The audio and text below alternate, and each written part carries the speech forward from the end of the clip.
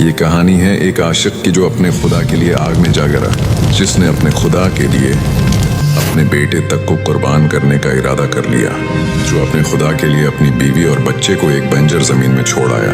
ये कहानी है उस शख्स की जो शिरक के दौर में अकेला रोशनी बनकर खड़ा रहा। ये कहानी है इब्राहिम की। आज से हजारों साल पहले बाबिल के शहर में लोग बतों की पूजा करते थे। वहां के लोग सितारों की भी इबादत करते थे और सितारों के जरिए मुस्तकबिल की पेश गोई करते थे। इसकी वजह वहां का बादशाह था जो मजहब के जरिए लोगों को कंट्रोल करता था। उस बादशाह का नाम नमरूद था। नमरूद को अपने आप पर बहुत गुरूर था। एक दिन नमरूद ने ख्वाब देखा कि एक सितारा मशरिक से निकलता है, जिसकी रोशनी से सूरज को गहन लग जाता है और उसके बाद उसकी सल्तनत खत्म हो जाती है। नमरूद फौरन ख्वाब से उठा और महल में एक मजलिस बुलाई और अपने नजूमियों से इस ख्वाब के बारे में पूछा। नजूमियों ने कहा, बहुत जल्द एक बच्चा पैदा होगा जो आपकी बादशाहत को खत्म कर देगा। ये सुनकर नमरूद डर गया और उसने हुक्म दे दिया कि आज के बाद हर नौज़ायदा बच्चे को कत्ल कर दिया जाए। बिल्कुल यही काम बाद में फिरौन ने भी किया था। इसी दौरान एक औरत हामला थी। वो अपने बच्चे की हिफाजत के लिए लोगों से दूर एक गार में चली गई और वहां एक अजीम बच्चे को जन्म दिया, जिसका नाम इब्राहिम रखा गया। हजरत इब्राहिम की वालदा ने उन्हें उसी गार में पाला। अल्लाह की तरफ से हजरत इब्राहिम आम बच्चों के मुकाबले में बहुत जल्द बड़े हो गए और उन्हें किसी खास ग़िज़ा की भी ज़रूरत नहीं होती थी। उन्होंने बचपन लोगों से दूर गुजारा। इसी वजह से वो बदपरस्ती से भी महफूज रहे। बचपन ही से उनमें तजस्सुस था। वो चीज़ों का मुशाहदा करते और खुद से सवाल करते थे। जब वो बड़े हुए और लोगों में आए तो देखा कि लोग बतों की इबादत कर रहे हैं।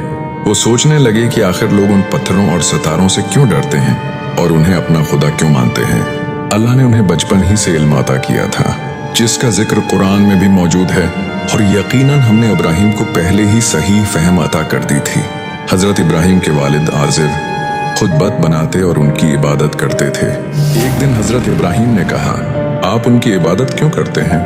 ये न सुनते हैं न देखते हैं। इस पर उनके वालिद को बहुत गुस्सा आया और कहा, अगर तुम बाज न आए तो मैं तुम्हें संसार कर दूंगा।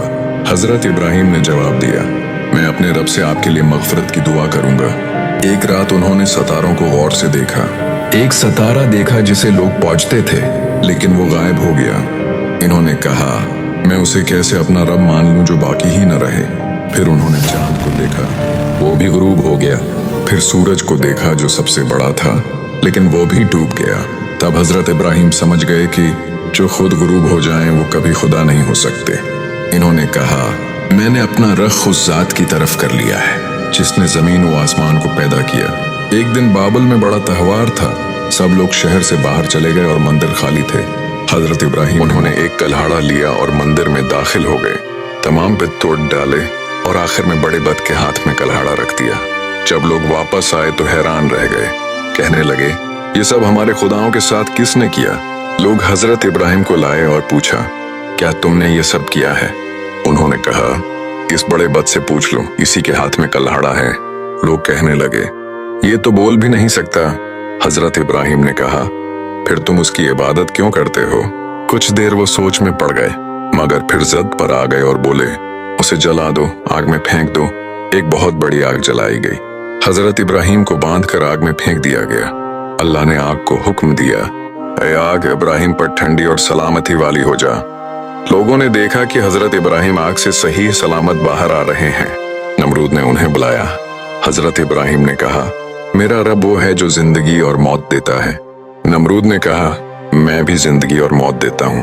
हजरत इब्राहिम ने फरमाया, मेरा रब सूरज को मशरिक से निकालता है, तुम उसे मगरिब से निकाल कर दिखाओ। नमरूद खामोश हो गया और हजरत इब्राहिम को शहर से निकाल दिया। बाद में नमरूद से मुनाजरा हुआ।